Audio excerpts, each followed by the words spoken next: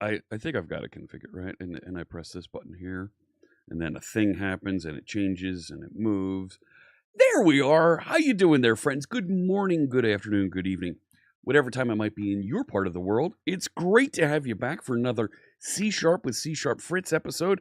We're gonna be going through and having a good time today, talking about all the fantastic things that are going on out there with Blazor. Getting started, building our first Blazor application. We're going to walk through. I'm going to show you the basics. We're going to talk about some of the advantages of using server-side rendering, WebAssembly, how to put those two together, and what happens when you start mixing these different technologies as we build with Blazor. That's going to be what we're going to be going through just today, but we've got about 8 more weeks ahead of us of great content learning about Blazor. As always, we're going to get started here talking about and getting into a little bit of AMA, greeting the chat rooms. We're broadcasting live on YouTube and Twitch. Let me say hello to the chat rooms. I've got a button. It's right. It's this button right here. Right. It's this one. There we go. There's the chat room. Hello there, friends. My goodness, lots of folks jumping in here today. Let me try and catch up with chat. There is so much going on. Look at this. Fantastic. James Mead is here on YouTube. Mr. Gun, hello. Dimitri on YouTube. How you doing there? C# Titan. Good evening to you in Australia. A. Albuquerque in Portugal. Hello. Robson Praviato from Brazil. Hello. Good to see you there. Mick Nets on Twitch. Hello. Badger. You know what, Badger? I'm going to queue up your question here. Let me get back to that. Brian is here from Mississippi. Alan from Uganda. Hello. Missed me last week. Was wondering where I had gone since .NET Conf. I'm over on the Twitch. You can find me. I'm out there. Usama on YouTube. Hello.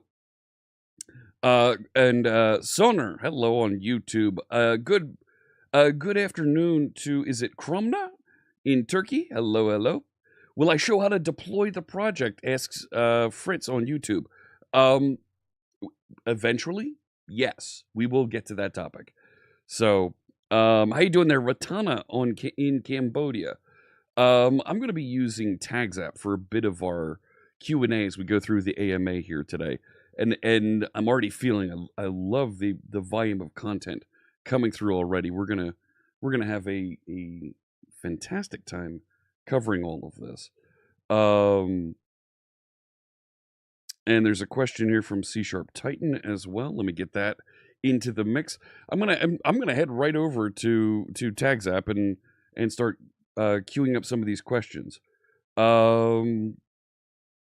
Yeah, let me go through here. I'm gonna head over to the main code view because it'll let you see the big dashboard of things that are going on. And there's questions mixed in here from my chat as well from the previous days. Let me start with this question from Badger23 on YouTube. When you use .NET Watch, are you giving it any arguments to avoid having to force it to always rebuild when needed? No, I don't. It detects and knows exactly when it has to rebuild. It should pick up and just rebuild appropriately. It'll prompt you if you to force a rebuild. I give it an A to always rebuild, and it just goes. It just works.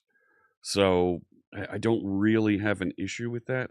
Let me get a timer set here for our discussion time because I'm going to stay on this view so that we can chat and go over some of the content from you. C Titan on YouTube asks, I have a question. When creating APIs, is it a good practice to add versioning to your APIs, even if you're working as a solo developer or as part of a team?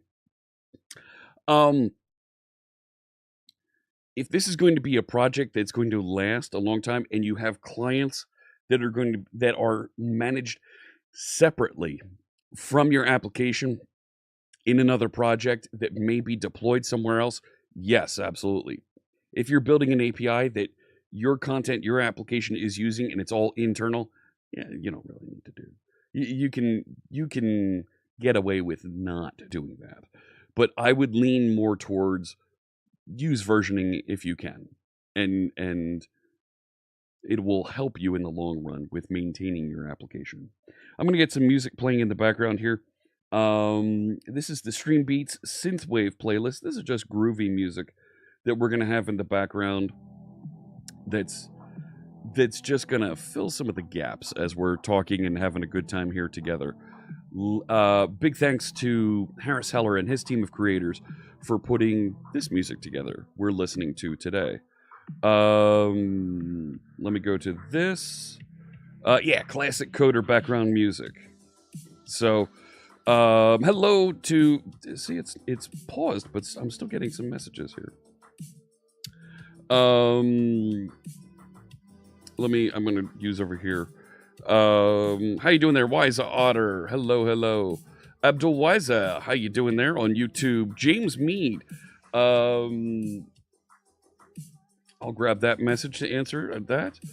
All right, let me head back over to the waterfall view and we'll go through these. John McGuire with a question here. John's from the UK. Welcome in, John. Good to see you.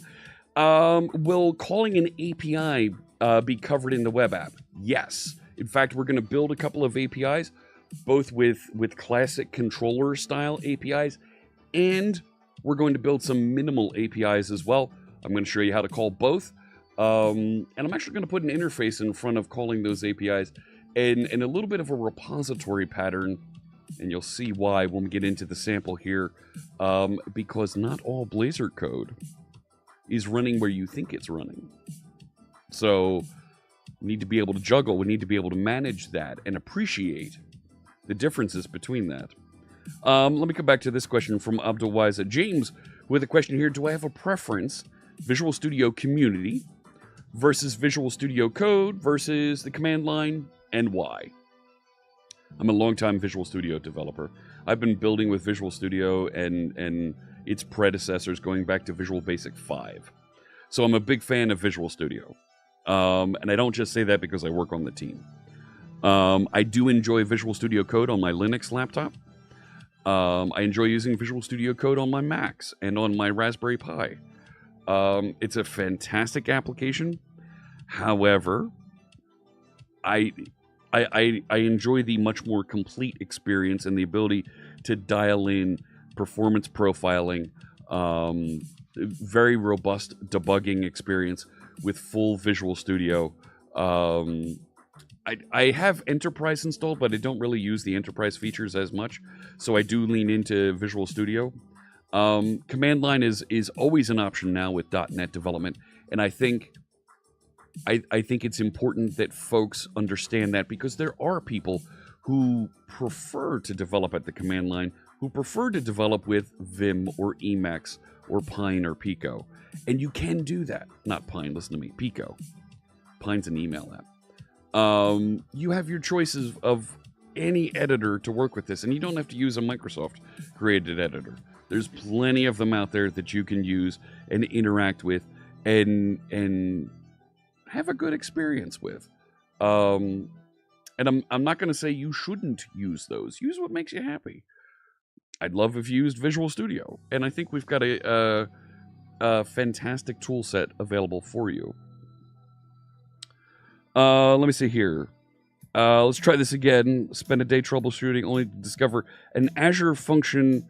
An Azure function what? Setting name was incorrect. So this is TagZap. This is an application we've been building that's open source. It's built with Blazor, and we build it on my stream on Tuesdays and Thursdays typically. Look for youtube.com/csharpfritz, Twitch TV csharpfritz. There's GitHub links of where we're working on this project, but we're going to put it through its paces and answer your questions in this AMA segment here live, queuing things up and putting stuff together here. All right.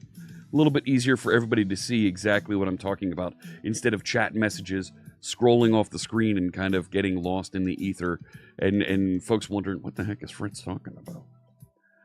So, let me go to this question from Abdul Wiza on YouTube. What was developed in .NET 9 in Blazor? Well, .NET 9 is still in preview. .NET 9 preview 1 was released in February 2024. I need to make sure I state that properly, because I know some of you out there are watching the recording. .NET 9 is, at the time of this recording, is not production supported. .NET 8 is our current production supported version. It is a long-term support, or LTS version. You're going to get support through at least 2027 into 2028 with that version.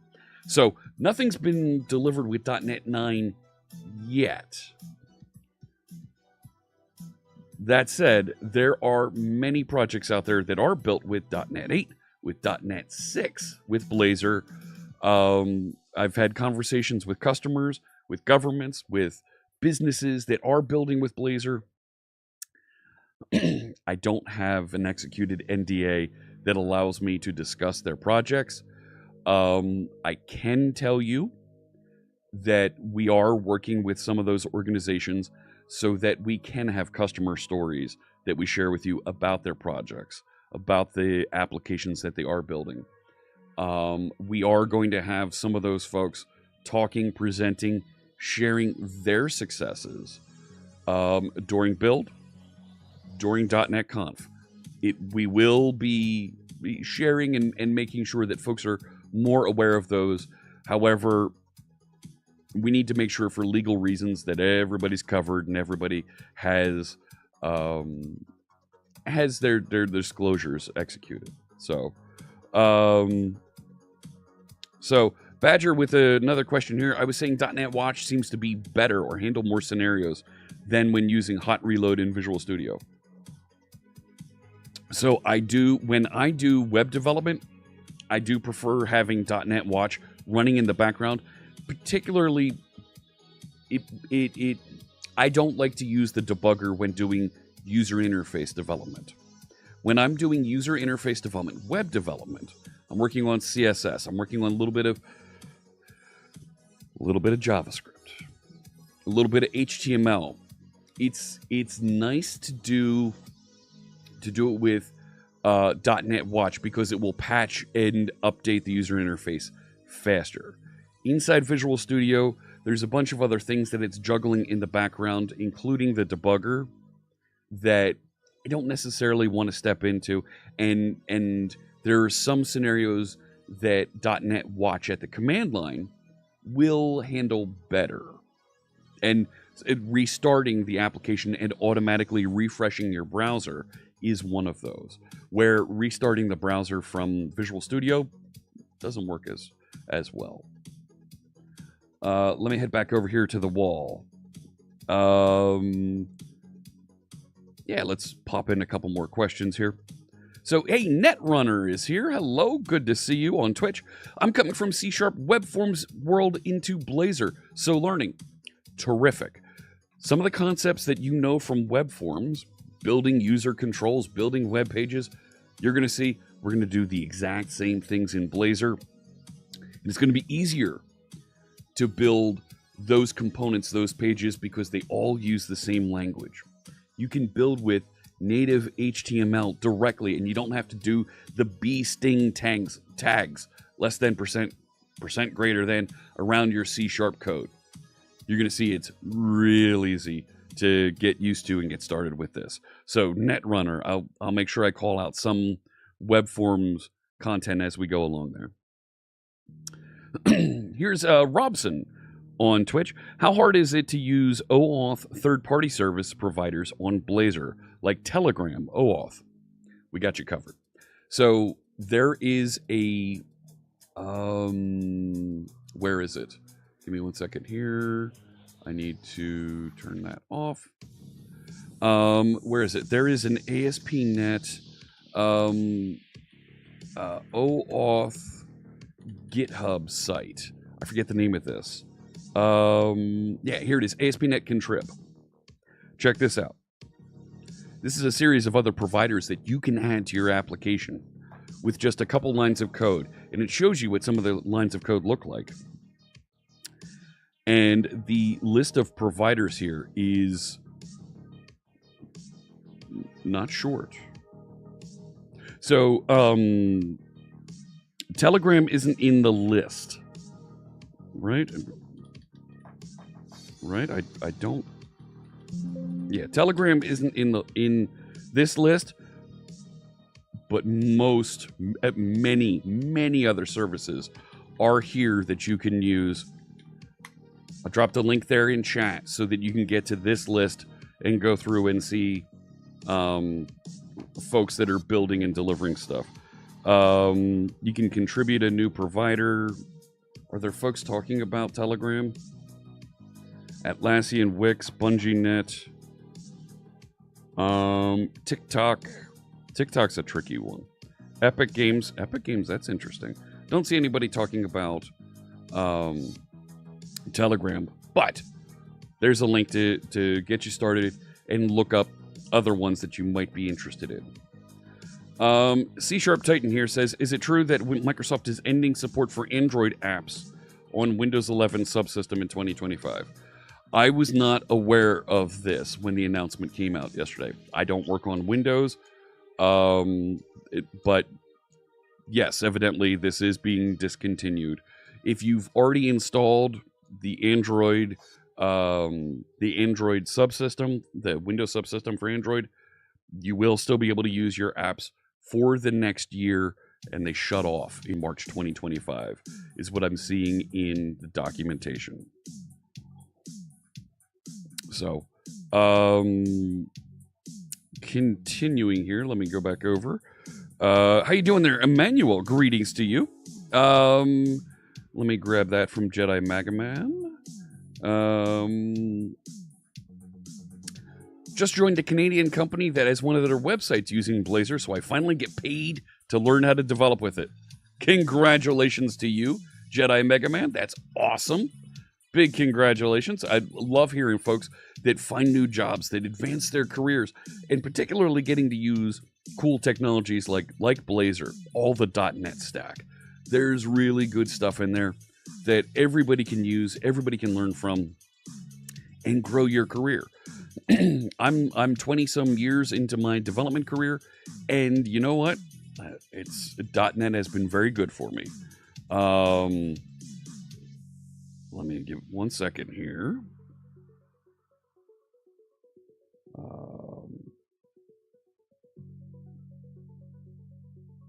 Need to. There we go. Let me see here. Emmanuel is here on YouTube. Hello, hello. So this is our AMA segment. We're using Tags app here to review, to triage, and put up some of the messages from folks. You see these stream element messages are automatically rejected and blurred so that we don't have to go through and answer and deal with some of the content there. So, and I like doing this segment of the stream because it does give folks a chance to not just ask questions, but to see that other folks are working on and hitting some similar challenges and issues, and quite frankly, get a straight answer from somebody who works at Microsoft, right? So, Napalm says I get to work with some cool stuff. No Blazor yet. Let's not forget, Aspire is coming, and you can already do OpenTelemetry with .NET, but Aspire makes all of those things, OpenTelemetry, logging, robust tracing and logging, for that matter, make that much easier for folks to use and integrate into your applications.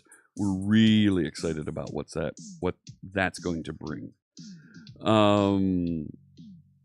Your team is very interested in Aspire. Oh yeah, I like hearing that. Emmanuel Does It on YouTube asks, will I be covering Blazor server, WebAssembly, or hybrid? I'm assuming when you say hybrid, you mean the mobile version, right? That we can use to build native applications. We might get into that later in the series. I'm absolutely going to show server-side rendering today and WebAssembly. Server interactive mode might come along in about 2 weeks. We might get into that. But definitely server-side rendered and WebAssembly. The static rendering, that is. Badger says on YouTube, .NET is where all the fun things happen. I use Python at work. Nothing wrong with using Python. I miss code reuse via project references. So here's the deal, Badger, right? .NET Aspire is going to let you take your Python applications and use it with .NET applications so you can have a real nice heterogeneous ecosystem for a distributed application. Even if you don't use .NET with Aspire, you can build a Python application with a database, with Redis caching, with other containers, and Aspire will instrument and bring all those together for you. That's pretty impressive, and you're going to be able to do that with .NET Aspire. I love some of these questions here. Reikix came from France. Is here from France. Nice to join the show today. Do I know if Aspire has planned work on bare metal deployment? You can deploy with Kubernetes. Typically, Aspire means you're going to be delivering cloud native capabilities. No, it's not coming to Python. You can use Python with Aspire. Make sure I make that clear here. Let me queue up a couple messages here. But Aspire typically works on some sort of a container management platform, or you'll deploy to a hosting service. Hello, Mohammed in New York. Hello. Razor is the best syntax. I kind of agree. Let me queue up a couple more here. Let's see. So Mohammed came from MVC. How you doing there, Mohammed, on YouTube? I see in Blazor samples that dependency injection does not have interfaces. Dependency injection can always use interfaces or abstract classes. Or you can register a singleton directly and request that concrete object and say, hey, make this thing a singleton. There's only one of these. Here's the implementation of it so that you can request it. So we can absolutely go through and talk about that. Okay, good. Making sure that I catch up here. Kenneth asks, is it possible to deploy Blazor with Aspire and Docker Compose? I don't think we have Docker Compose working just yet. Kubernetes, there's a contributed project called Asper8 that will allow you to deploy with Kubernetes. I don't think anybody has Docker Compose just yet. If we go to the hub of all Gits, I think that's how that works, right? We can take a quick look here. Docker Compose. Deploy to any platform, full support for Kubernetes, which folks have already built, like I said, with the Asper8.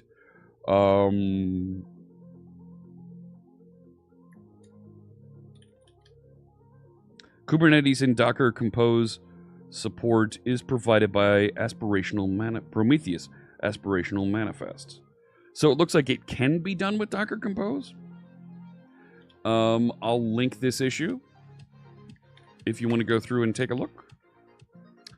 We've got about 20 minutes of AMA left here. Continue here. Abdawiza on YouTube. We as students cannot benefit from Azure services. We do not have universities. Why do companies like this not appreciate the situation of students? I hear you.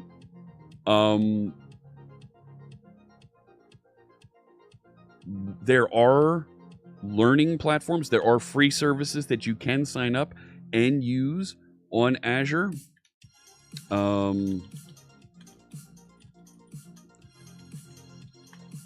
there are... Here we go. There are free services that you can use always, as you see up top, some that are available for your first year. You can always get a free copy of Cosmos DB. You can always get a small instance of Azure App Service so you can build and test out and learn how to build an application. Event Grid, Azure Functions, 1 million requests. Like, as a student, you're not going to hit 1 million requests in a month. So there are lots of free services available, whether you're a student or not. And there is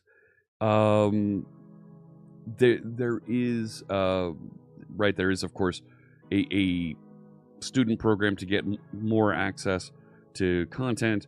I do think it is tied to a university email address.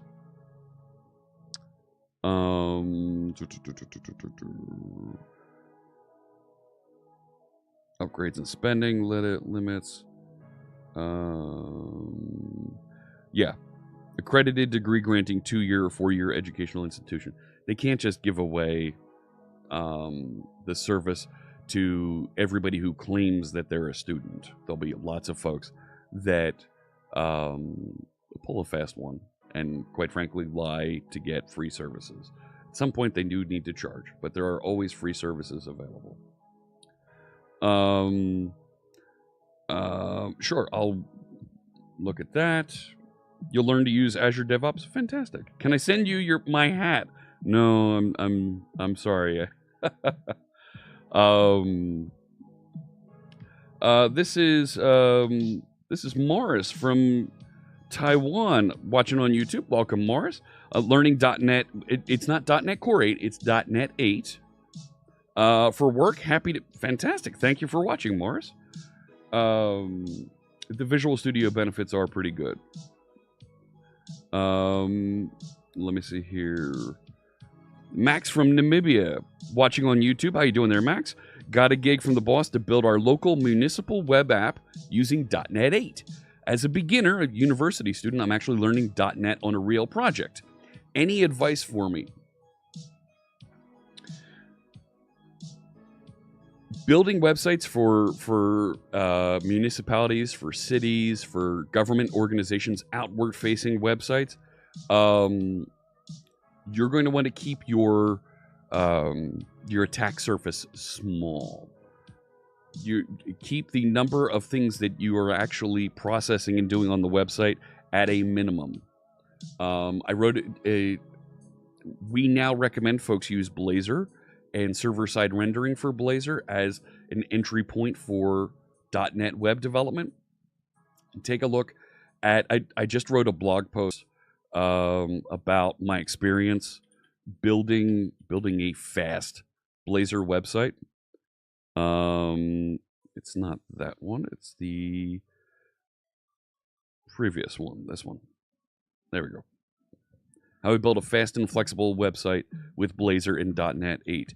There's a bunch of tips in here about how I built this and some of the things I did to tune the content of it. And there are little things like make sure you use WebP based images. That'll really help you in size of data you're pushing. I stored data on static files on disk. If you're building a municipal website, you're probably not working with a data-driven website. If you do need some interaction, pre-rendered WebAssembly content is fast. We're going to see this in today's stream. Compress the content. Response compression is going to go a long way for you. Optimize your JavaScript. This is really, really good. Long cache control headers, because as a government website, your site's not going to change that often. So kind of lean into that.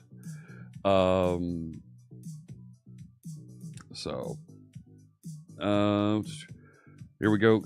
Question from Stallone on YouTube. Hey, please show us how to connect an already hosted API which has headers to a Blazor web app. This is going to be, I'm going to show you connecting to an API in the current application, in the same application. It'll be very similar to connect to another API. I'll show you that in a little bit here. But I can definitely touch on that. Let me see here. Let me grab a couple more here. Emmanuel on YouTube, did I start uploading courses to my other website? I follow along from Twitch occasionally to my other website. I'm redelivering the C# with CSharpFritz series for the basics, and I call it C# in the cards. I was supposed to deliver an episode Monday, and I did not get it done in time. I'm writing episode 11. It'll probably be out Friday this week. So these are available for folks who are just getting started with C#, and it's all based around the concept of working with a deck of cards and how easy it is to understand and learn programming by relating things to a deck of cards. So that website, if you're interested, right there in chat. Continuing with the moderation here. Hey, Gerald's here. Hello.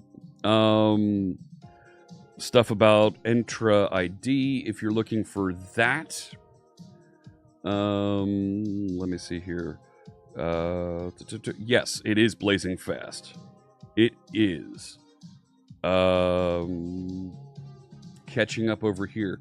Will I be covering JavaScript interop? You betcha. We absolutely will, Emmanuel. It'll be a little bit further down in the series.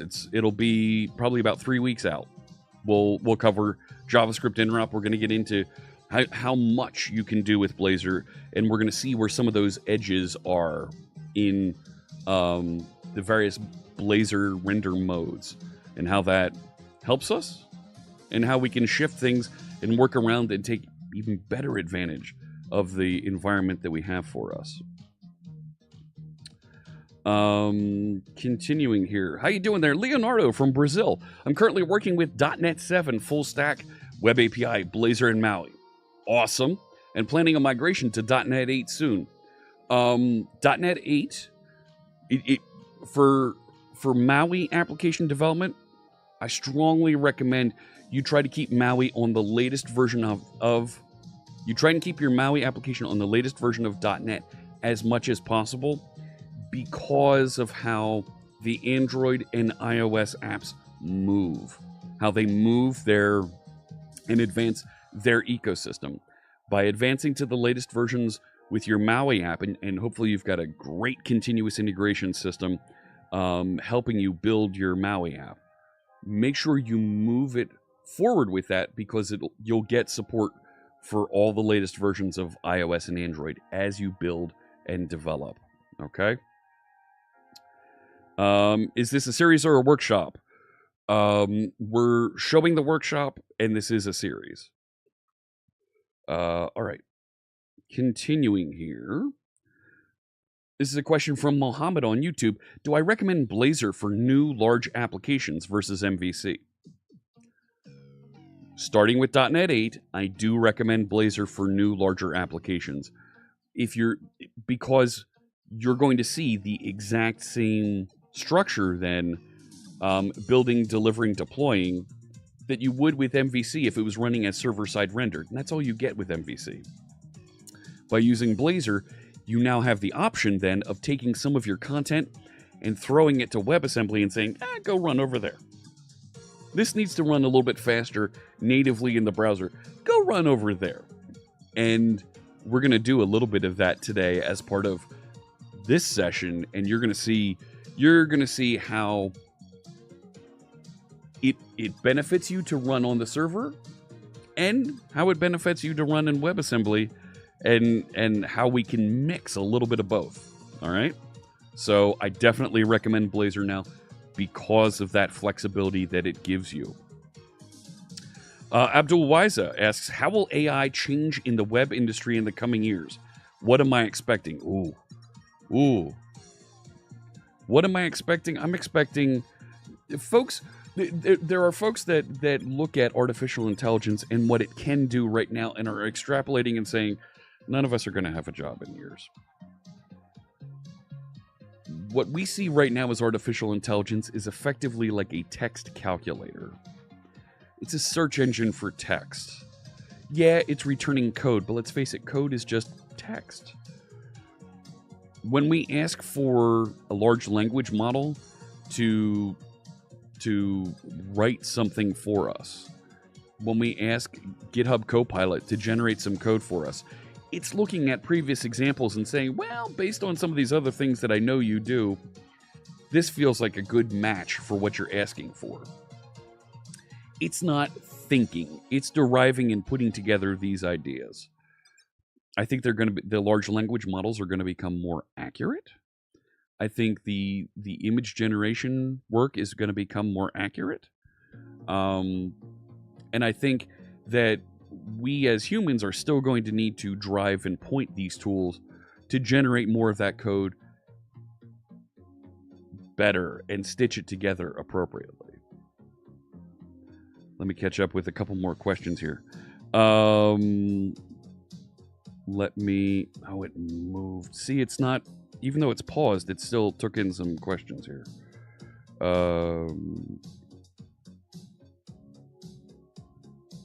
Let's catch up here. Yes, we are going through the workshop in chunks. Yep. Rather than one day. Yep. Question here from Rob on YouTube. Would I recommend Maui for Windows native only or first? If you're never going to pick up and deploy that application to a tablet, by tablet I'm referring to an iPad or to an Android tablet, to an iOS or Android device. If you're never going to deploy to those, then I would recommend WPF or Windows Forms. I would even go and say use Windows Forms because you can build very, very quickly with the integrated designer in Visual Studio and get something deployed with Windows Forms. If you want that flexibility and you want to take advantage of the latest Windows features, if you want the possibility of deploying to mobile devices, use Maui. Use Maui. Do I have any information on whether Microsoft plans to provide support for .NET Maui applications on IoT devices in the future? I don't know specifically about IoT devices. No, right now they're focused on the 4 operating systems: Android, iOS, Mac OS, and Windows.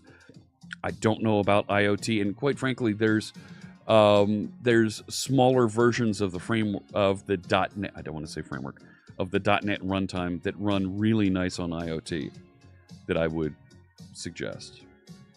Bullseye asks, do I think Blazor will ever be involved with SharePoint development? Or will that always be tied to SPFX with Node, Yeoman, Gulp setups? That's a question for the SharePoint folks. There is Blazor integration and capabilities with Teams, with Microsoft Teams. And there's definitely a push to get folks to use Microsoft Teams instead of SharePoint.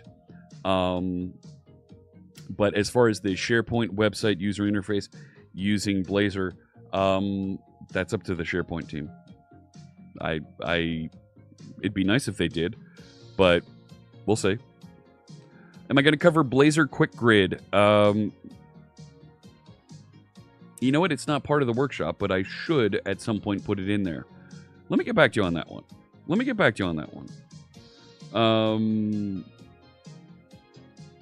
Let's pick up a couple more questions here.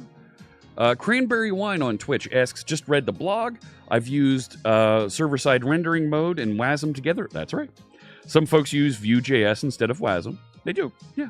Do I think it's worth tinkering around to use VueJS instead of WASM? Because pre-rendering makes it load quick. Yeah, absolutely. There's a switch you need to flip in server-side rendering to let it know that that there's modifications to the DOM being done by JavaScript frameworks outside of C#.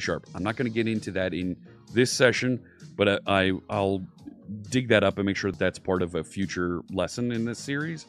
But absolutely, and that's kind of the beauty of ASP.NET and Blazor is mix and match and use the tools that make you happy.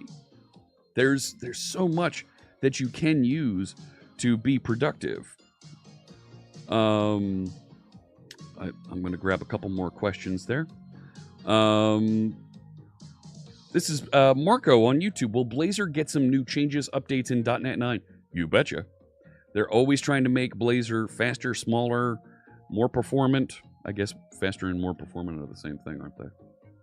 They are doing some improvements. They're doing some fixes. They're doing some things to make it easier to get started with Blazor and make it better. And you'll see those changes as the team announces them and they lock on those features and they develop on GitHub. Robson asks, why is Maui not available on Linux? How Microsoft could manage that?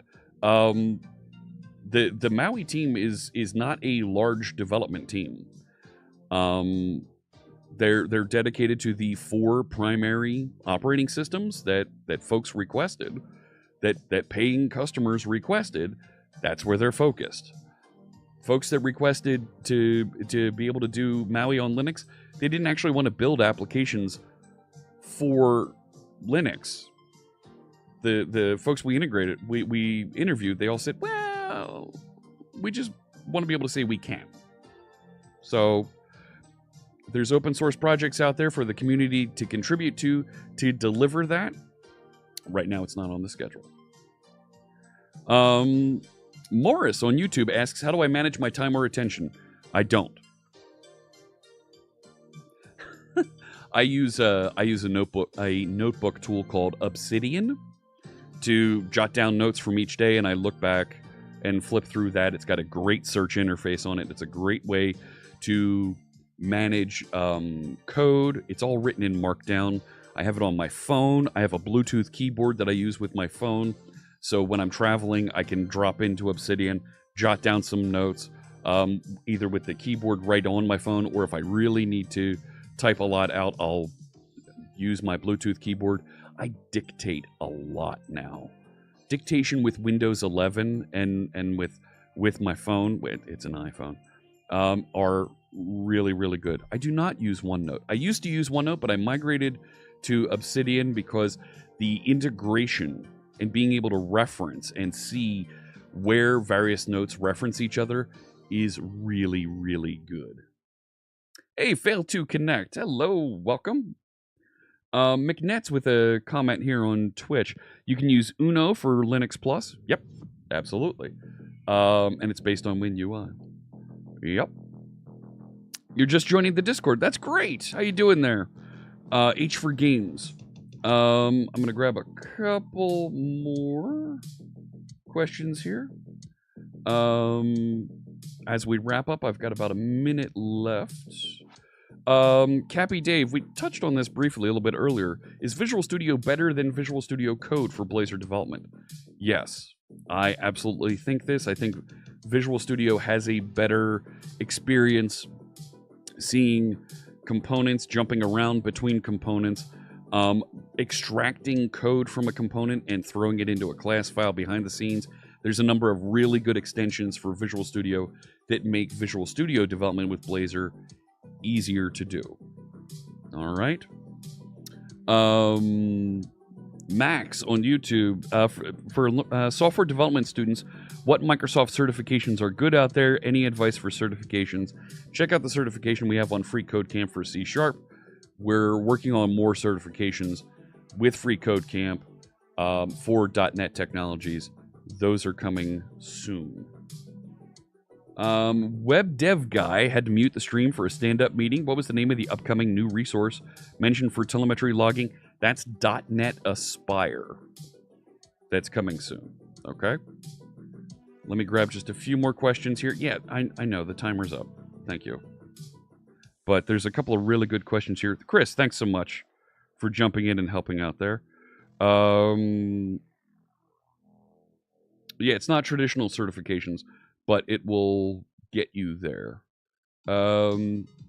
Is this Enisir on Twitch? Will I get into unit testing the meat and potatoes of a heavily data-driven Blazor app? It's not part of the workshop, but I'll take that as a note to consider adding in later on. Absolutely.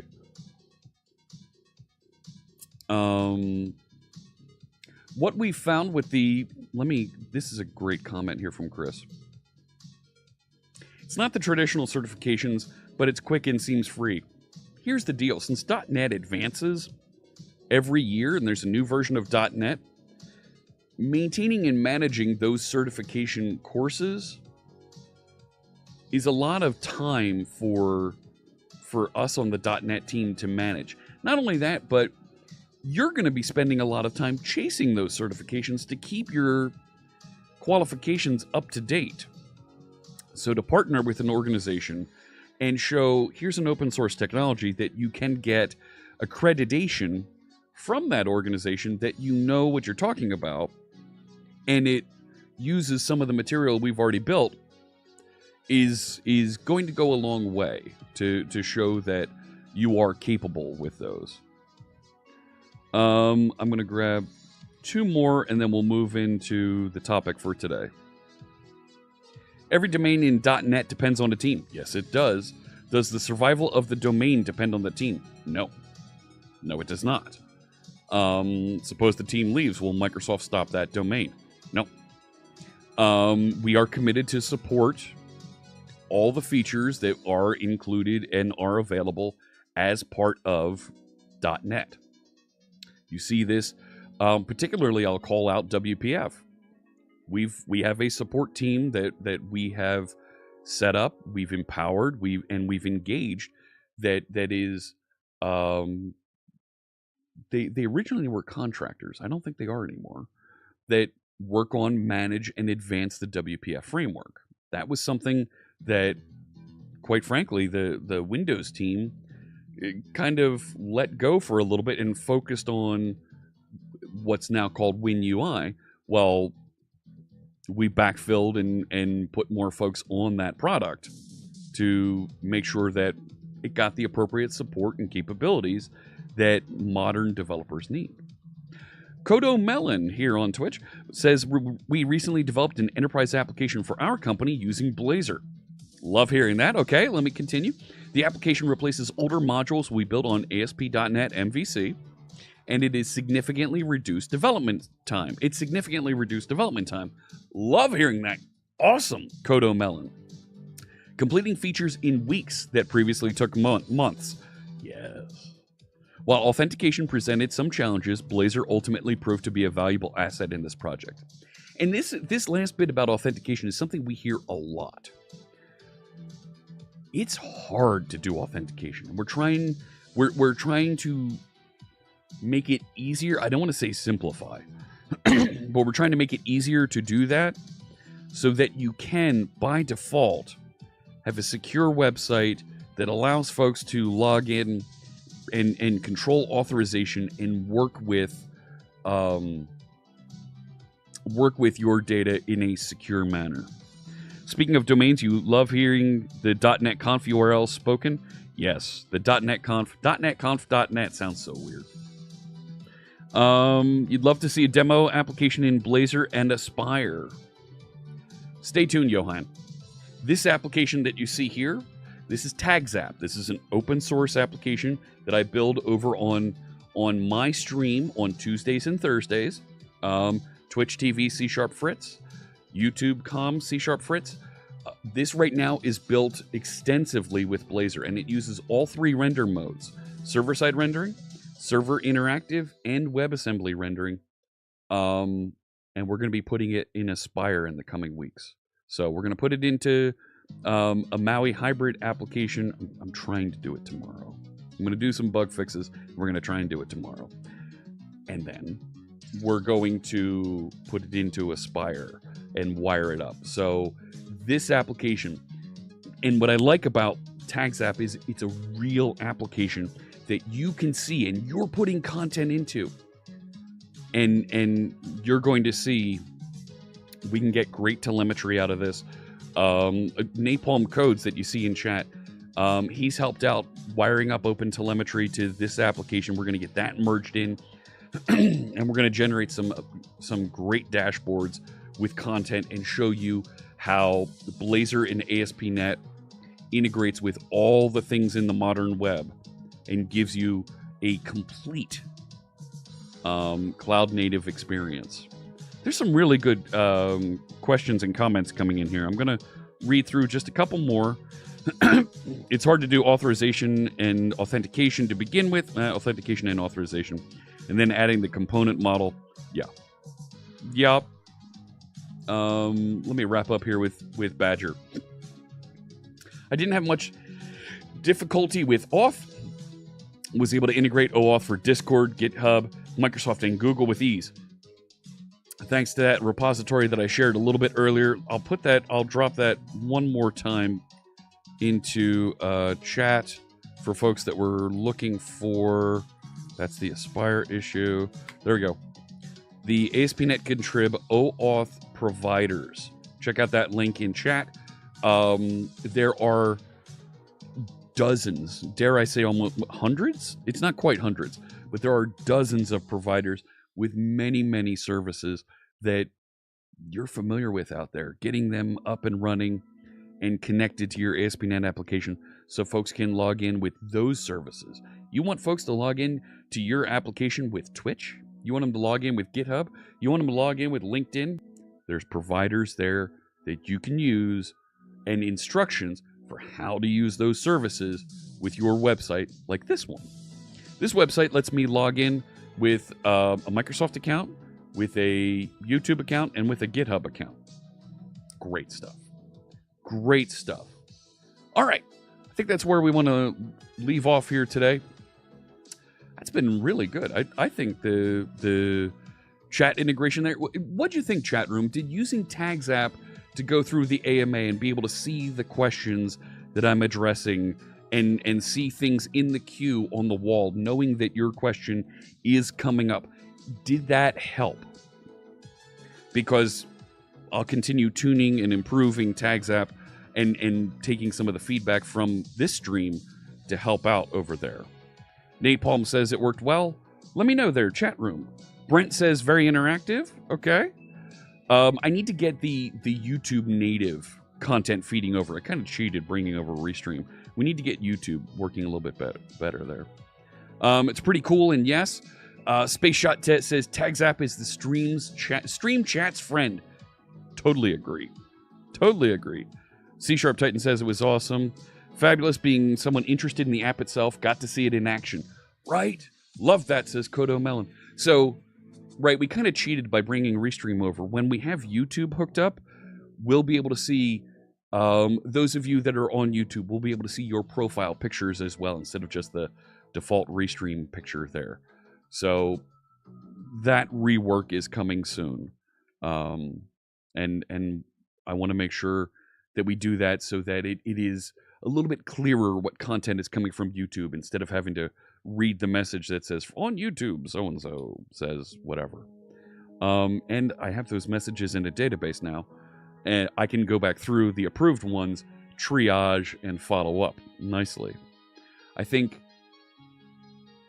maybe we need some sort of a feature in TagsApp to kind of star something or mark something as follow-up after. There might be a need for something like that. Here's where development and baseball collide. If you're not cheating, you're not trying. Very cool integration, getting questions from both video platforms. So Leonardo, when we do .NET Conf, I don't know if you saw on screen, but there were buttons also for Blue Sky, for Mastodon. We also integrate Twitter or X. I don't. But we're wiring up Instagram. That's coming soon. And I talked to my team. Instagram is very much coming soon on that. The blur ones take up too much space on screen. That was on moderation, and I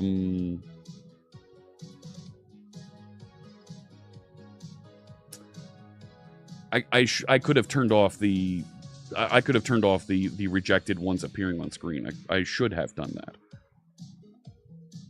There is a filter to remove those. So we're getting there.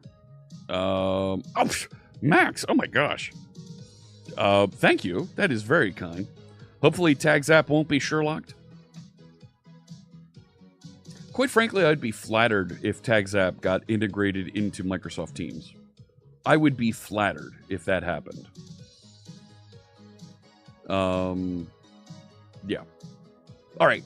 We're going to talk about the Blazing Pizza Workshop. We're going to build the first website that you need to and I need to. It's not organized quite right yet, but I will share the link to the workshop here in chat. I'll update the YouTube description for the recording so that it includes this link to the Blazing Pizza Workshop. It's being updated. It's migrating.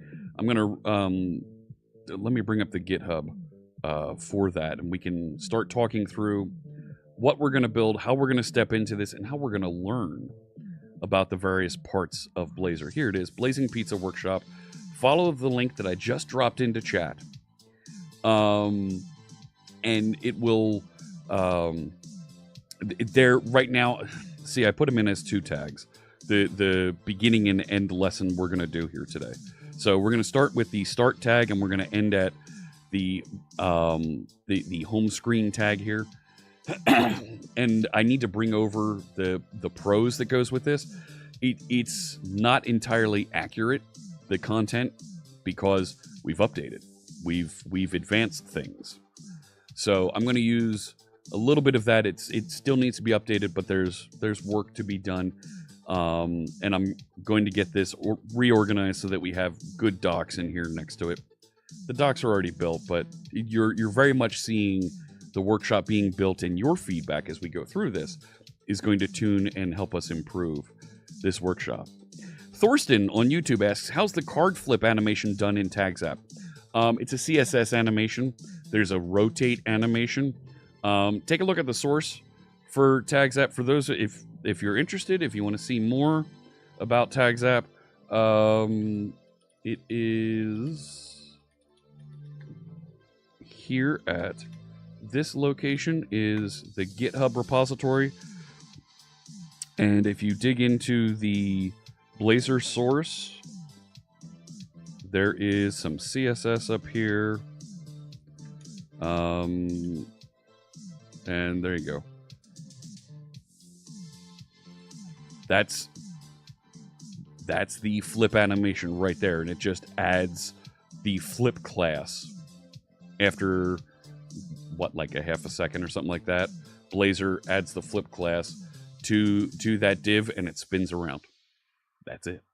So that's in the site CSS on there. Sorry, I'm not going to be able to get to that. I need to get in and we need to start talking about this. Drag and drop is going to be a JavaScript thing that you need to integrate with. So, can you order a vegetarian pizza? I think there is one. So, let me jump into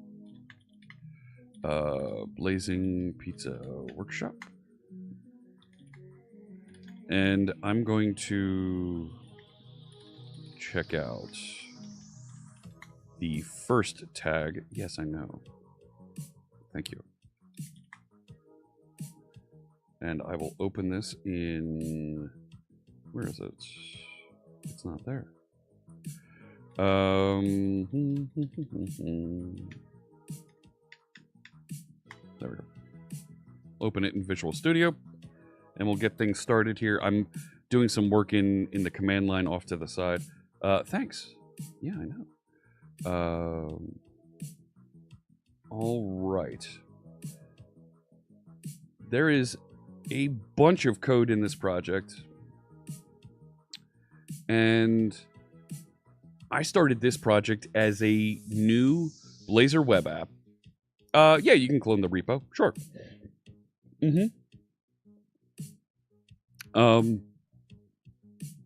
So, right, I started this as a new project,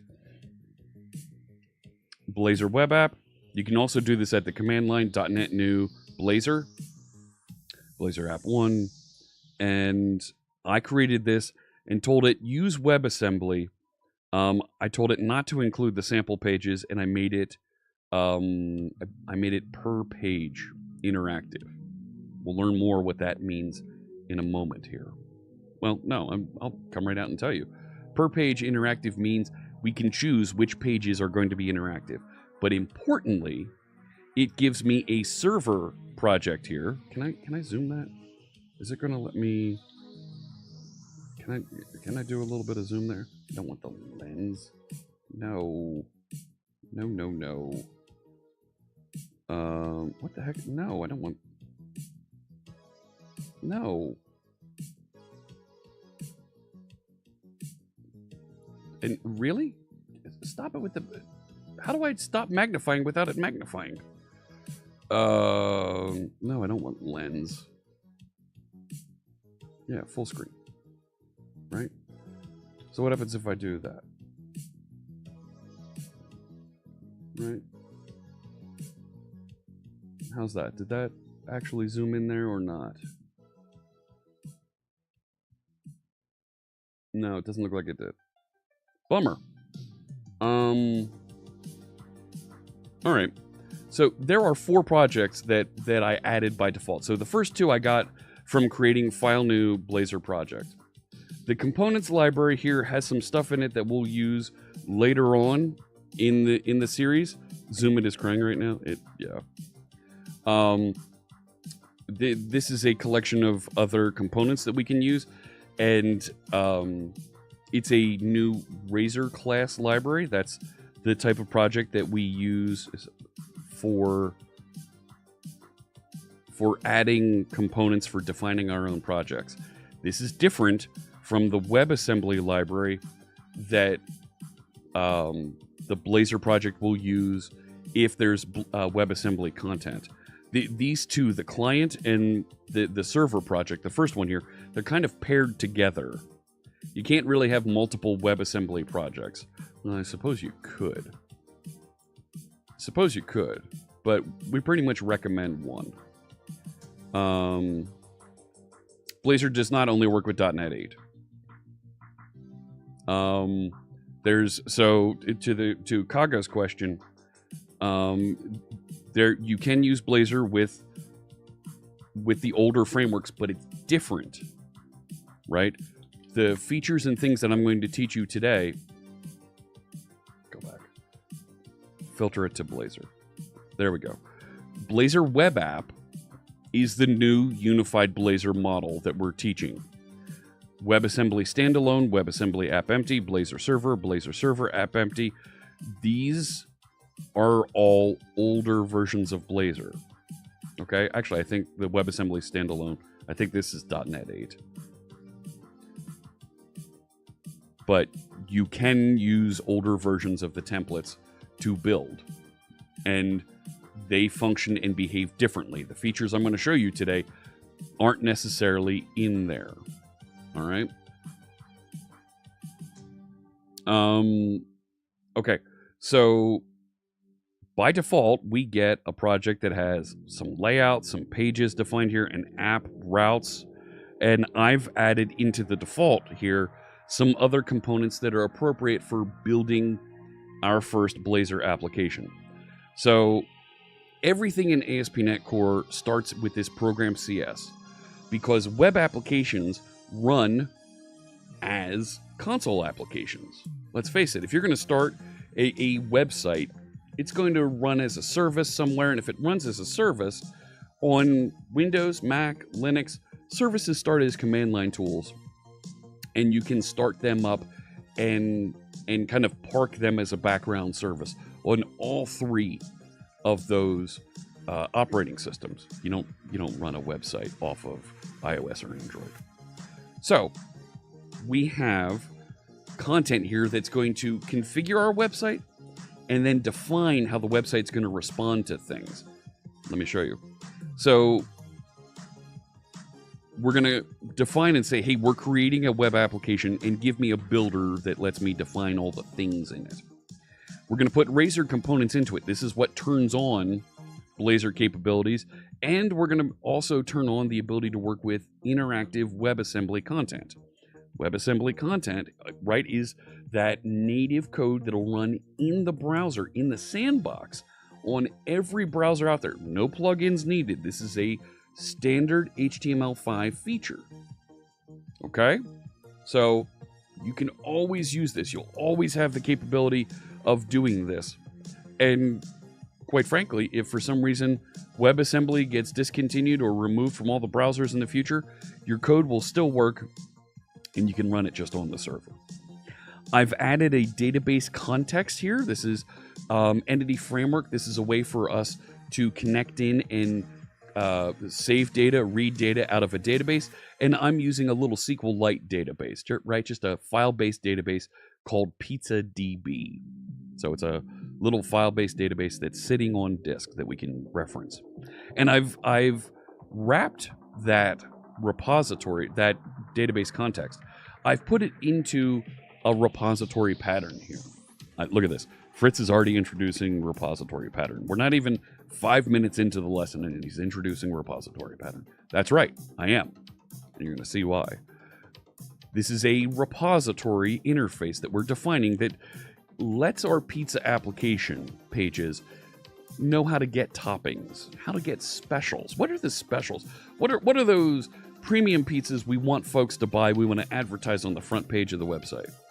How do we get orders, right? How do we get the list of orders that we're going to show? And how do we get your current order with the current status of the order? So I'm going to define those interfaces. And this is how I get that data out of the database directly. So I've created EF. This is an entity framework-based repository to get that data. So get orders reaches into the orders table, and it brings back delivery location and pizzas, along with the name of the special that's included. It's going to also get the name of the toppings and the list of toppings, and then that collection of individual topping information. The time that it was created, we're going to make sure that the first pizzas that were ordered are listed. The most recent pizzas ordered are listed first. Get order with status goes and says, for this specific order, go get me all the information about those pizzas. If we don't find an order, I can't find it. Here's the list of specials. Reach into the specials table and return that. And here's the list of toppings. Pretty straightforward. We're just fetching that data and returning it through an interface. Because we're going to build server-side rendered first to show this list of pizza specials on the front page. And we're going to do that by adapting the home page here. And the home page right now just says Blazing Pizzas. And for a page title, we use our page title tag here, right? This is because it's in this teal text, you know that it's C# versus the blue that is HTML. So I'm going to drop into the command line here just so that I can kind of bounce back and forth. I'm going to drop into that project and run .NET watch. So the application is building and restarting as I make changes in the background. It's going to launch a browser for me. You can run this on every operating system, Windows, Mac, Linux, and it will get you started. And I've got a plain page to get us started. So, thanks so much. I see a bunch of the messages there. Betfix, how you doing on YouTube? Hello. Appreciate that you're listening while you're learning there. That's great. Punata, hello. This is a per page app is where we're at. So, right, this is almost done. What more do we need? Let's start putting some content into this so that it's more than just a header on the page, right? And we know that it is going to answer on the root of our site because we have that page directive there that says answer on the root. This is a page that will respond there. So I want to put a list of specials on the front page of the site. So I'm going to start writing some code, some C# code that's going to be rendered on the server to deliver HTML to the browsers. So let's start off by putting a field out here that's going to collect and make available that list of pizza specials. Now, I'm not going to go get from JSON somewhere. I'm going to just inject my repository here, and I'm just going to call it repository to start with. And what I can do is override our first event handler here called onInitialized async. This is the event that runs when the page is just starting to be rendered, okay? What do you want to do with that content, right? How do you want to do some work to get information, get data for the page to work on here? So I'm going to make this run asynchronously so that while we're waiting for data to load, it can do other processing here. So I'll add that's not how you spell await. There we go. And what I'll do is I'll say await repository get specials, right? And let's put that into that specials list. All right. So very simple. We're just going to get the list of specials, put it into this field. And since I'm passing a repository pattern there, I don't know how it's actually querying the database. And quite frankly, I don't care. This page just is presenting data, right? It doesn't need to know business logic around that stuff. Well, let's present a list of those specials on the page. So I'm going to get rid of this H1 because that's boring, right? Oh, by the way, as I'm editing this, you can see it's going to do what's called hot reload back here and patch, right? So if I save that, it's patching the website and adding content. Yes, go ahead. So here's one of the things folks were asking, why use .NET Watch? Because it's rebuilding and refreshing the website for me. So I've got some sample code already written for us that's going to create a div class main with an unordered list of cards for the various specials that we have. And if we do have specials, just do a for each across that list of pizza specials. We're going to emit an LI with a background image that is an image of that pizza. And we'll put some information about the pizza. The name of the special, a little description, and a formatted base price for that. So by saving that, it reloads and I get my initial page here. And this is server-side rendered, right? I don't have any special code in here or anything. If I do a Control-U, you can see it's rendered divs and LIs appropriately to push into the browser for us to use. And right, that's normal, typical web development. You kind of expect that. All right? So, are you allowed to clone or fork the repository? Yes, you can. Absolutely. Go ahead and fork it and clone it locally from your own copy. Yes, you can use Visual Studio Code with this. I'm using Visual Studio today. We'll use Visual Studio Code on other streams. And to make sure that everybody sees you can use all kinds of tools to build and work with Blazor. Okay? I wish they did something more realistic. How many pizza apps do we need? I want enterprise-style apps with database, mathematic calculations, text editing, etc. So we also have the eShop on Blazor sample available. And Tags app is a much more advanced sample that does all of those things and uses all 3 Blazor rendering modes. So, yeah. Could I have used grid view there? No. The grid view is more intended for showing a list of data. This is showing a collection of cards as part of a user interface. And you see there's even a little CSS hover animation that raises zooms in the image a little bit. Am I going to show how to interact with JavaScript? Eventually, yes. So, neither grid view or quick grid. This is just straight divs using CSS. I think it's a flex display, actually. If we take a look at the style here. I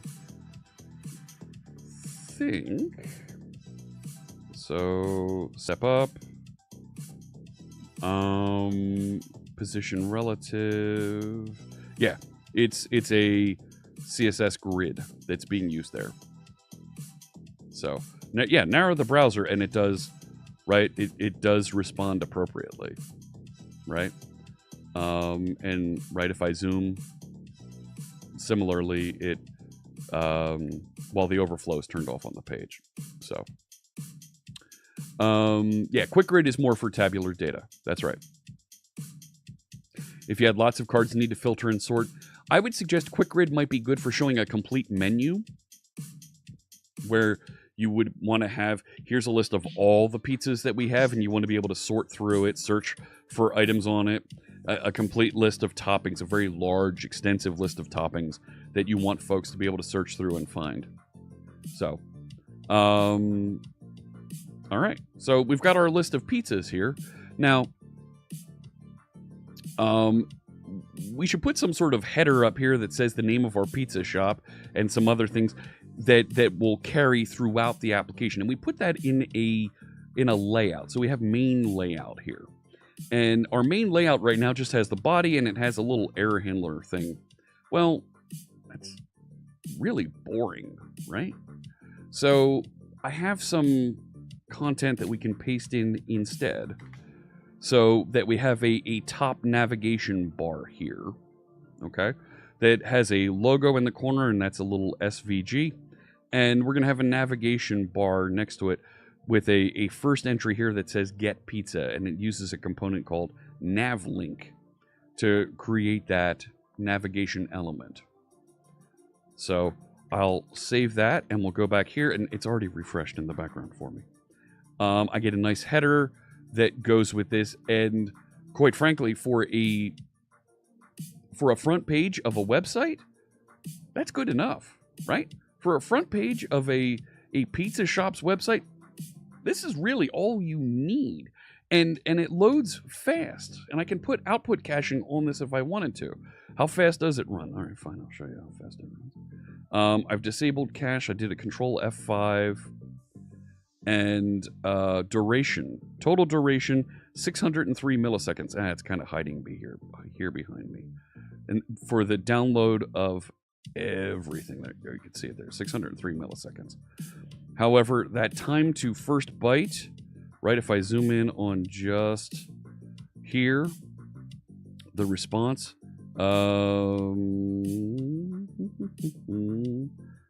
timings. Yeah, gosh. 2 milliseconds is what it shows. Hanging way out there.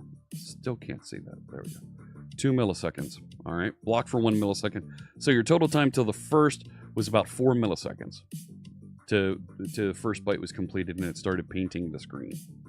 All right. I like that. I like that a lot. For a front page of a pizza website, if I put a phone number down at the bottom, call us and place your order.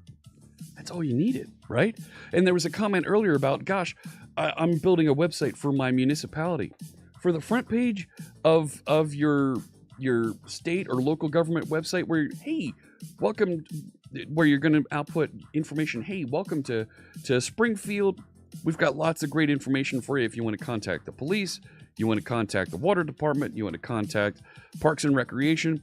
Here's links to those other departments where we have more interactive content for you about those and a couple of nice pictures.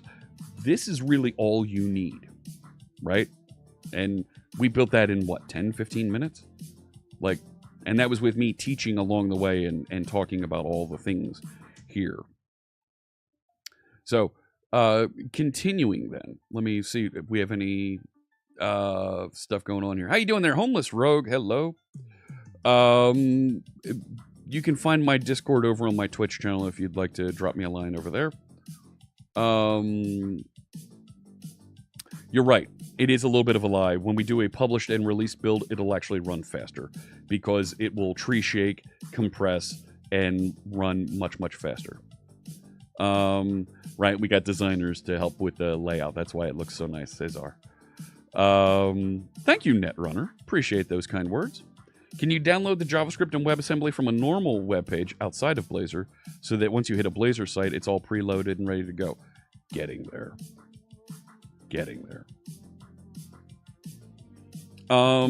Add new pizza flavors. They're just in the database. So you could add that feature into an admin version of the website. Sure. For our purposes, the pizza data is actually sitting here in this seed data file. So you can absolutely add additional toppings if you'd like.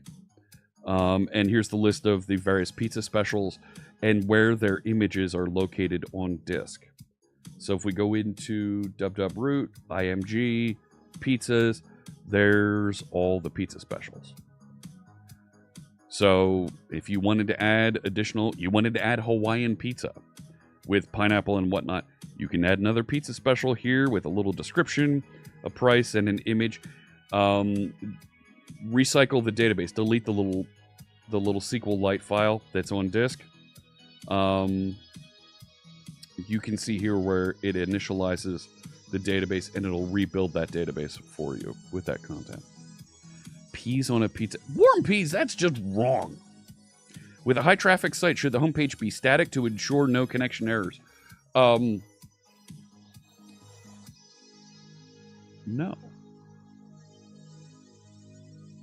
Because I don't want to give it away. Or coming up in the next part, could you add Stripe APIs? Sure, absolutely.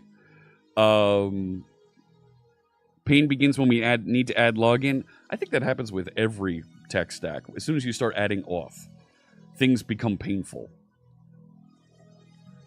But high traffic website, you can turn on output caching. We're going to do pre-rendering here in just a little bit. You can do compression, response compression. I linked my blog post earlier, and I give tips on how to do all of that with Blazor. Look at the C# in the cards website. It's static, effectively, on the front page, except for a WebAssembly component. Let's do that part now. So it's great to have this list of specials that we have out here, but let's face it, you're not just going to order a plain cheese pizza. You're going to order a cheese pizza and say, you know what? I'd really like to get sausage on that. I'd like to order it with anchovies. Can we get extra cheese? You know what? That buffalo chicken sounds good, but can you put bacon bits on that for me? Have you ever done the buffalo chicken with bacon bits? Oh my gosh. So good. But I digress. We're going to add a little bit of an event handler here because I want to be able to click on one of these pizzas and bring up some way for us. They talk about configuring a pizza. in this workshop. The terms that the original authors of this workshop used is configuring a pizza. If you were to walk into a pizza shop or into your local sandwich shop, your local deli, and say, I'd like to configure a sandwich, they're going to look at you like you're nuts. That's us as tech people just not getting it. I want to customize a sandwich. We're gonna start allowing you to customize your pizza. And we're going to do that by adding an event handler on the homepage to our pizza card right here, defined by this LI. And we're used to adding capabilities onto HTML elements, right? So I can put an on-click handler here, and let me put a carriage return there and make it a little bit easier to read. So I'm going to add an on-click handler here that says, hey, when you click on this, write the name of that pizza out. Now, this isn't a JavaScript on-click, right? We're used to seeing on-click out there, and right, it typically looks like this. And notice how Visual Studio is helping us. It changed it back to the turquoise on-click. That's the JavaScript one that is used and lights up, and we write JavaScript to interact with it. When you put the @ sign in front of it, notice it turns violet, because this is now a C# on-click handler, okay? We can take that and now write some C# code to respond, and we wrote some C# code here. Console write line, right? The JavaScript code would be console.log, right? Well, console write line is how we .NET developers think of this. It's just our console, when we're running in a browser, would be console.log. When we're running on a server, it's console.writeline. So .NET's going to kind of wrap and extrapolate. It's going to wrap and abstract that feature for you so that you, as a .NET developer, can continue writing code the way that you're used to. And it's just going to work. So we'll do that. Let's put this out here and let that work. There it is. Hot reload succeeded. And I'm going to come over here to my browser. Let me refresh the page. And I'm going to click on one of these. And, right, I'm going to go over here to my console. And there's nothing there. I must have... hang on. Is it in the browser on the console? Or, no. I must have done something wrong. Let me rebuild it. Surely... right, I told it console write line. It's going to write to the console somewhere when I click on these things, right? So I'll let that rebuild for just a second. Now let's take a look at this. Right, so there it is. Refresh the website, and well, it's not there, and it's not over there. So what's going on? Here's the deal. This is a server-side rendered static website. The content that it put into the browser, that's right, Robson, is not interactive. What do we mean by interactive? We can write code to handle the 3 event handlers that are on every page and every component. On initialized, on parameter set, and on after render. You can always handle those 3 events. They'll always be honored. But when you want to write event handlers for other things, like this on-click, we need to hand that off to an interactive mode. So I want this to be interactive. I can run it interactively on the server, which means that it's going to generate code for this and generate code appropriately to listen for an on-click on this. Hand it back to the server, let the server do this processing, send it back to the browser for here's the way that you should respond to this. Either update the user interface, execute some JavaScript, what have you. By doing this block of code here, we now need to make it interactive. So server-side rendering is going to get you great results. SpaceShot is right. So if I can come up here and I can specify render mode and give it, it's not, the render modes don't get suggested properly here by Copilot yet. There isn't enough of a repository for it to render this properly. But when I do IntelliSense here, I get my various render modes that I can choose from. And I want to do interactive WebAssembly. Now, I can't run interactive WebAssembly from inside this project because this project builds and delivers a DLL that runs on the server. If I want to run a DLL that runs on the client, I need to move this into my client project. So let's do that. So I'm going to grab my home here, open up my client project, right? You see the shared project is where all my view model, my view data comes from. I'll close up root so we can kind of see everything here. I'm just going to grab home and bring it down into Blazing Pizza client. So it's now down there, and I'm going to delete it from up here inside the server project. So now home is down here, and it doesn't know what a repository is yet. So I need to teach it what a repository is. Now, I have, oh gosh. Yeah, we'll start building this. So I'm going to add a reference here, right? Add project reference, I think. Yep, so I do have references over to my component library and my shared folder. My shared project has the I repository in it.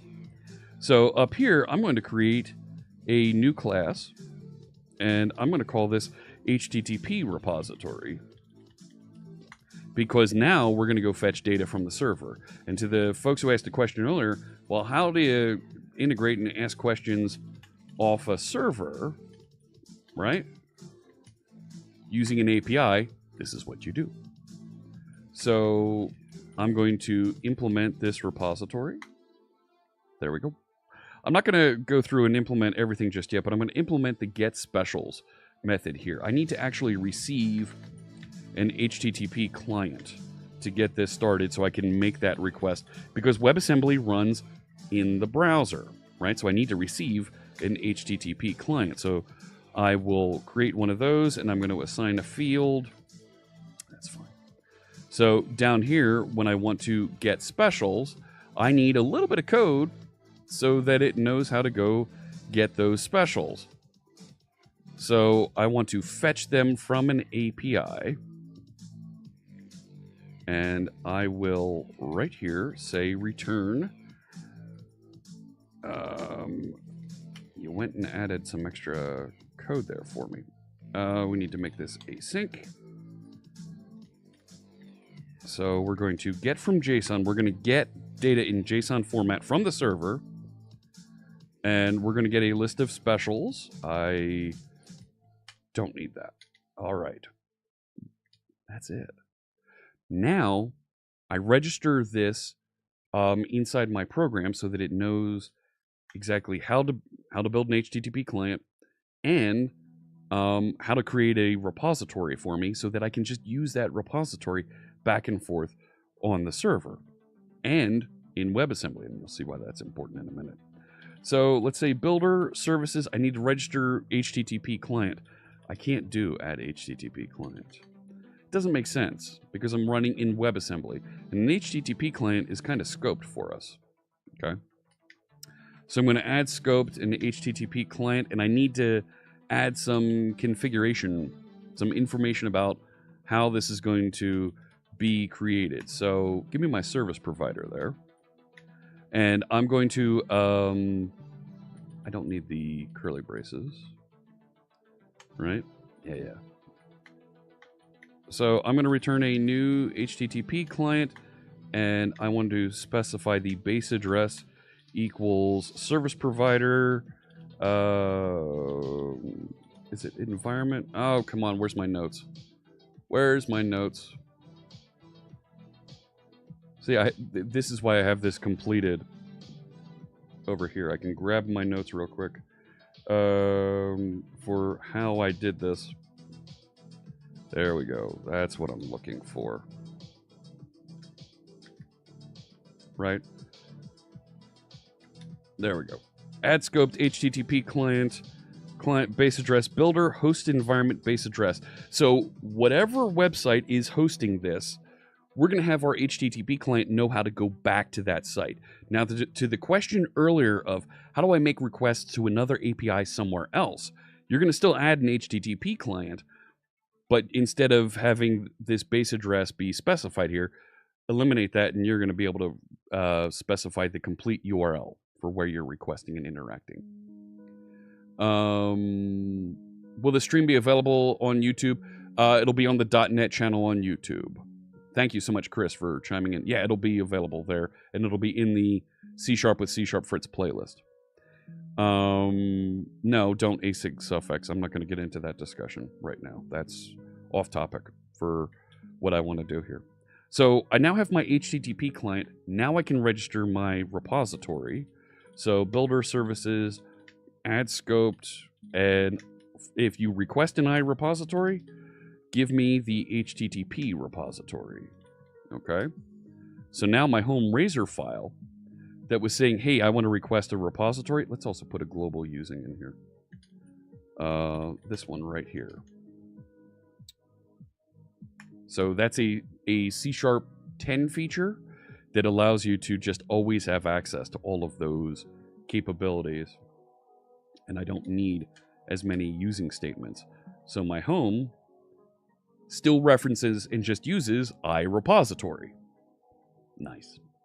So my application's over here running. It says hot reload succeeded. And when I refresh this page and I click on things, now over here in my console, because I have interactive, this page is marked as interactive. It shows me basic cheese pizza, right? Each one of the pizzas I click on, it's now showing me the name of that pizza. Okay? Notice how quickly it runs, all right? It's aggressively caching this in the background. But watch closely. Those of you that are watching online, right? I'm going to go over here and I want to show you it caches aggressively all of the DLLs and things to run this application. And since I'm running in developer mode, it's not doing anything to make these any smaller. All right, it's not doing any compression, any tree shaking, or any of those things that it would do when we're in a production deployment. I'm going to clear out my repository, my resources there. Let me go back to network. I want you to see that it's going to download everything here. All right. I'm going to do Control F5. Cache is disabled. In fact, let's put this on the right side. Can I move you to, I'm sorry, to the left side so that it's a little bit easier to see? Because I want you to see that the content, the header is still static, but just the main page is interactive, right? Just everything from our list of pizzas, okay? The layout is still server-side rendered. When I hard refresh this, I'm going to do Control F5. It's showing me the content. It's still downloading. Did you see it flash briefly there? It pre-rendered the content on the server. It took my control and it pre-rendered it on the server. That's why you need the iRepository. Because you don't want it making an HTTP client request into those services on the server. Make the direct request into the database when you're rendering on the server, okay? By using the iRepository pattern, now I give my component the flexibility to either render, pre-render on the server, which is fantastic for SEO, right? If none of the WebAssembly code ran, it would just deliver the static HTML, done. You can't click on things, but you still get the content. That's fantastic when the Google bot, the Bing bot, the DuckDuckGo bot, whatever the search engine bot comes by and wants to take a look at your website. Or when you share a link to your pizza store, or I love the example that I forget who it was mentioned earlier. They're working for their municipality and building a Blazor website. You want a static version of that website to appear as a screenshot on Facebook or Twitter or whatever. Fine, deliver that content in Facebook and Twitter and Discord or Slack or whatever folks are sharing a link to your website will get some content. When folks click through to it, they'll get that initial block of content. When the WebAssembly is done installing, you saw it gets cached aggressively in cache storage here. It's right there. and it will always use that. Now, when I refresh the page here above me, right, let me go back to the network. I'm going to clear this out. When I refresh this, notice it doesn't download any of my DLLs and things. It downloads my images, and that's about it. If I enable the cache, clear this out, and we'll refresh again, it's not even downloading those. And my load time is, 98 milliseconds.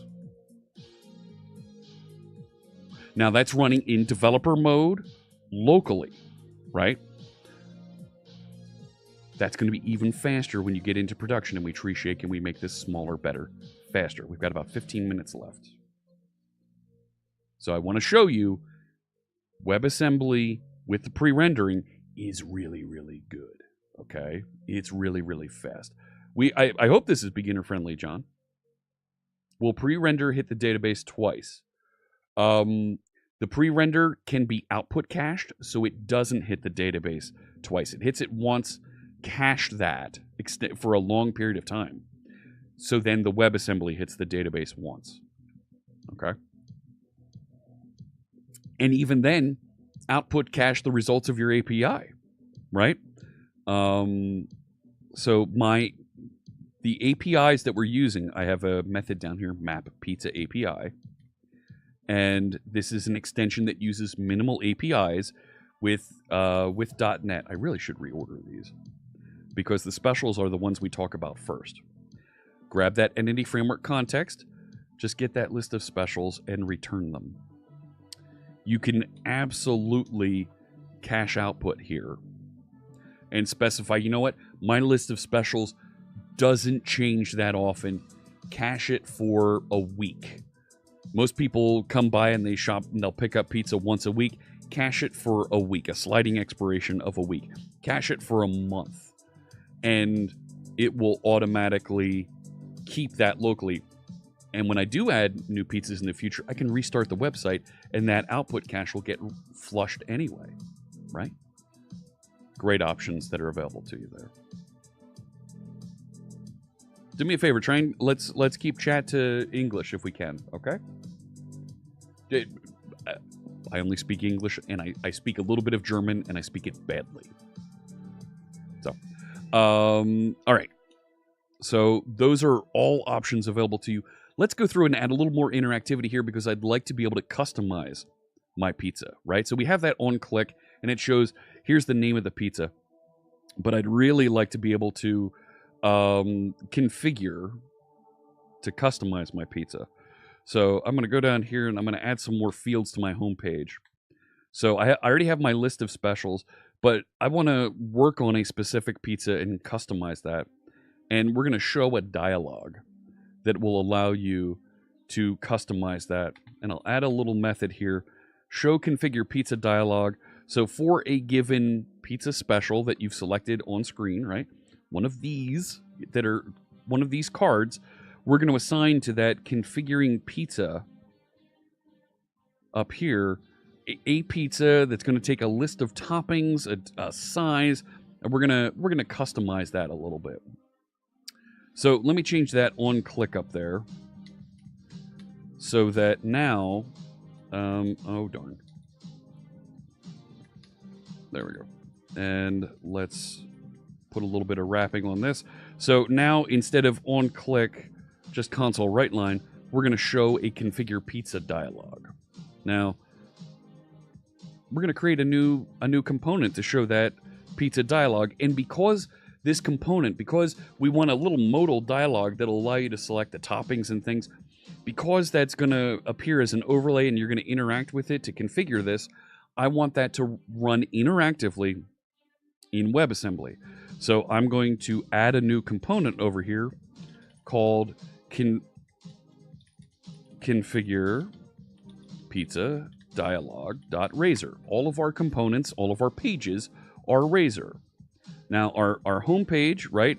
We know it answers on the root because it has that slash there, but I can use the exact same syntax to build my configure pizza dialog here. And our pizza dialog is going to receive a pizza that we're going to specify to start with.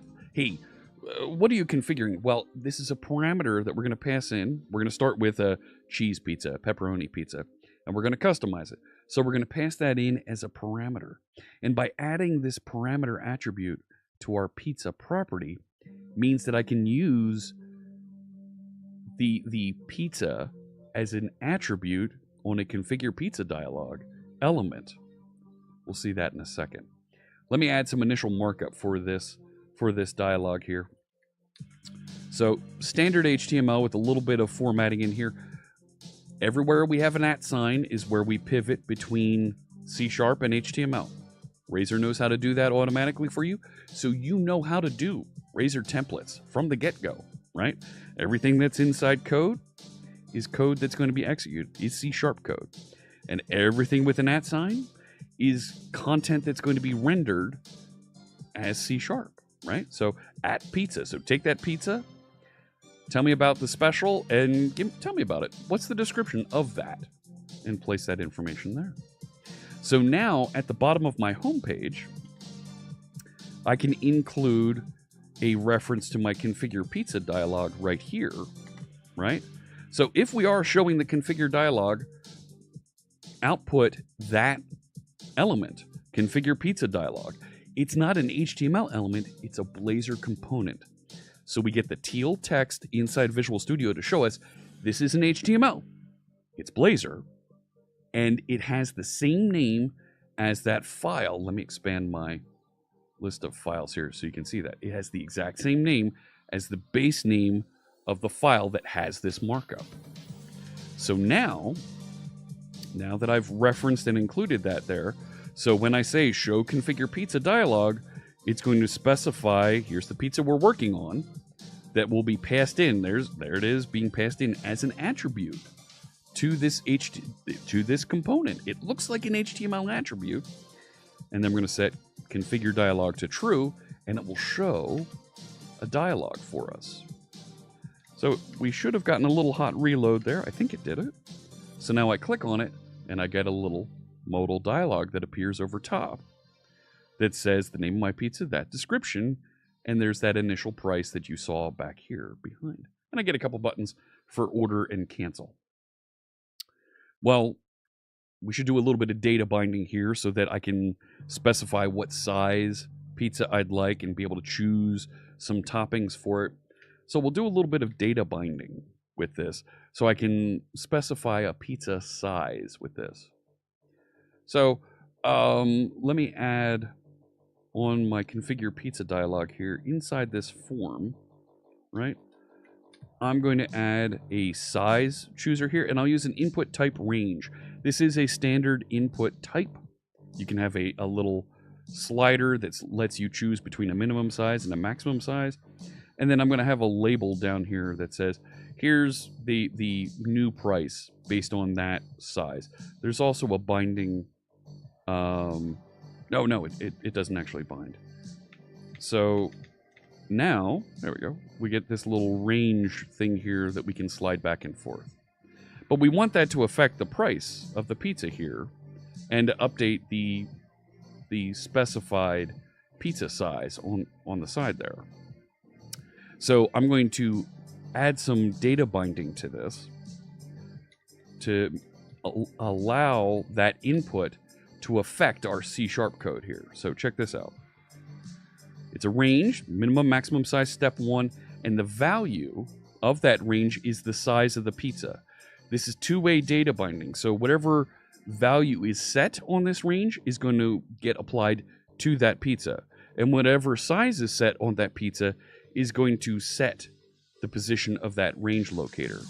And I've added an onChange handler here that says, well, when we change the value, change the value of the slider, parse that value, and set that to the pizza size. All right. So I'll save that and let this update. You see the check mark, it refreshed for me. So now when I drag this, it updates the pizza size. Now it's kind of weird that when I drag, I have to actually let go. I have to stop in order for the value to update. It's kind of weird, not gonna lie. So we can actually bind it to a specific event name when we set up our input element there. Oop, that span is not in the right place there. Something like that. There we go. So let me update the input with just a new, there we go. So I'm going to bind to the pizza size, but I'm going to say only update when the input changes, right? So this is like when you type and you press keys, right? We're going to change that size when you press keys, right? In a range, it's going to be when we slide back and forth. So did it not apply that? Ah, okay, here it is. It's rebuilding for me. There we go. So I'll click into this, and now as I drag the slider, I get my values updated instantaneously. And that's data binding based on a different event. All right. What if we want to add additional toppings to this? Right? It's one thing to say I'd like a large pizza, I'd like a small pizza, an extra large. I might like some extra toppings. I am running right up against time here, so I'm going to go through this really quick. So, I need to update and give you a little bit of a topping selector here. So down here, I'm going to add the ability to get a collection of toppings. And on initialized, we need to go get some toppings. And we would do it with a method like this if we were requesting just straight from HTTP. Go get it from the toppings service that's sitting over on my server. Well, I have a repository here, so let's actually take this and put it into my repository. And where is it? Get toppings. There we go. What did I just... Well, that's frustrating.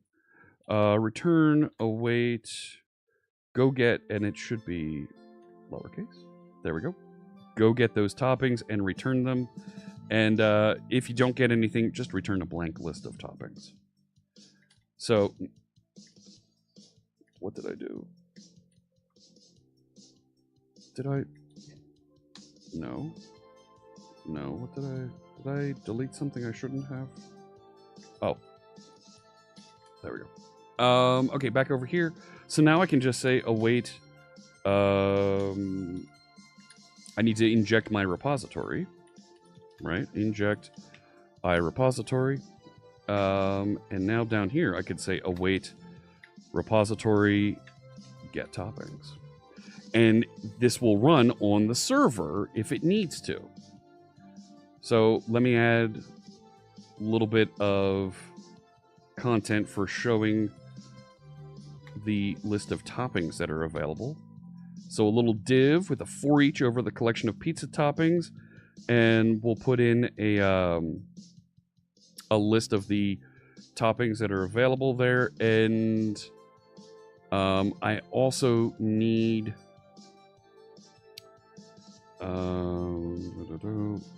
right, hang on. I put them in the wrong place, didn't I?